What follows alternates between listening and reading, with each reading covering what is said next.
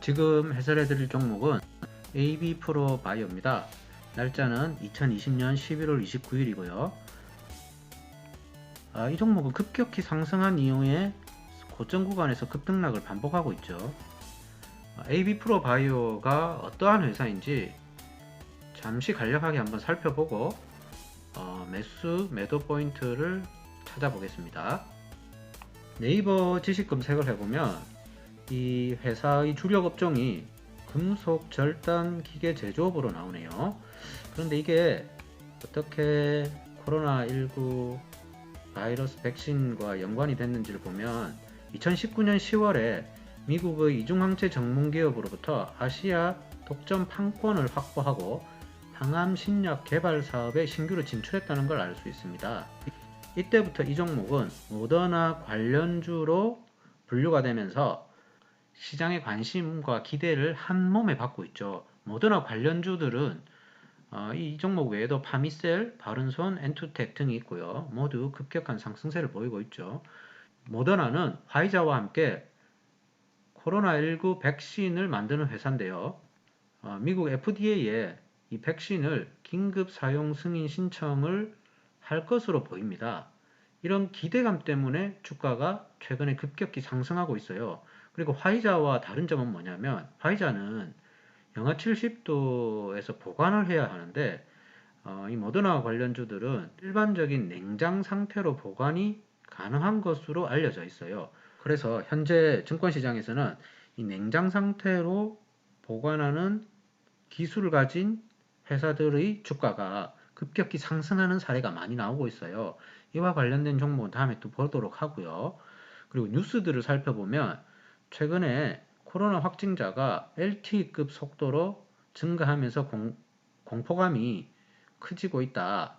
그래서 제약사들이나 바이러스 백신 관련주들이 다시 후끈 달아오르는 게 아니냐라는 뉴스가 있고, 조선일보 증권 파트를 보면 코로나 예방 효과가 모더나 관련주들은 한 94.5% 이상 나온다고 해서 줄줄이 급등하는 현상이 보이고 있습니다. 그리고 이 회사의 재무 비율을 한번 봤어요. 재무제표를 통해서 회사의 안정성을 확인해 봤는데요. 부채 비율은 291, 유보율은 593으로 나왔어요. 저는 일반적으로 부채 비율이 100 이하이면서 유보율이 300이 넘어가는 회사들의 신뢰를 합니다. 그렇게 보면 부채 비율이 조금 많은 편이라고 할 수 있겠죠. 다시 차트로 돌아가서 매수 시점과 매도 시점을 자세히 분석해 보겠습니다. 먼저 매수 시점을 보면 매수 포인트는 상승하던 주가가 잠시 쉬어가는 곳이에요. 이 쉬어갈 때 나오는 현상들이 있는데 보통은 3일선과 5일선 근방에서 반등이 잘 나옵니다. 이 종목은 핑크빛 라인이 3일선이고요. 파란색 라인이 5일선입니다. 그래서 요날 있죠. 요날 장중에 이렇게 하락했을 때 아마 음봉이었을 거예요. 이 음봉이었을 때 3일선과 5일선 사이에 주가가 위치하게 되면 매수를 하는 겁니다. 그렇다고 무턱대고 매수를 하는 건 아니고요. 분봉을 보면서 매수의 정확한 타점을 찾아내야 하는데요. 이 종목 같은 경우에는 그 전날 음봉의 꼬리 부분에 급격히 증가된 거래량으로 상승한 흔적이 보여요.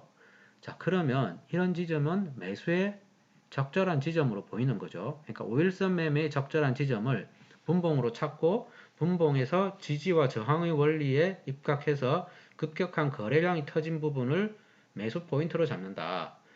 그래서 저는 이 꼬리 부분에 잡았고요.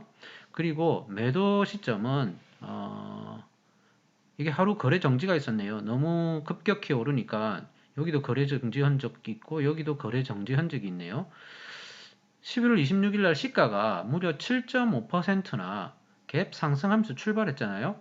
그러면 적어도 내 포트폴리오에 이 종목의 수익률이 10% 이상 발생했다는 겁니다. 그러면 일단은 절반 이상 수익을 실현하고 매매를 계속 하셔야 돼요.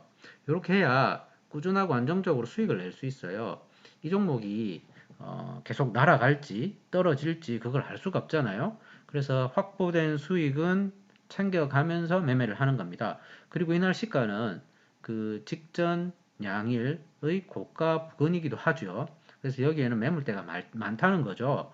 지지와 저항의 원리에 의해서 이렇게 치고 상단 박스를 건드리고 아래로 빠질 가능성이 크다는 겁니다.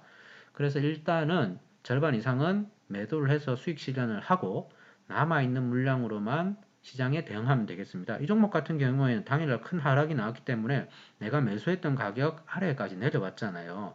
그렇지 않습니까? 그래서 이렇게 다시 내려올 때는 내가 가지고 있던 보유 물량을 모두 던짐으로써 손실을 발생시키지 않게 하고 시장에서 탈출해야 됩니다. 물론 이 종목이 이렇게 27일 날 쉬었다가 다시 또 재차 상승할지 아니면 여기서 더욱 빠질지 그건 알 수 없는 일입니다. 그래서 확보된 수익은 매도를 통해서 수익 실현을 하고 남아있는 물량은 시장에서 대응한다. 이것이 매매 원칙입니다.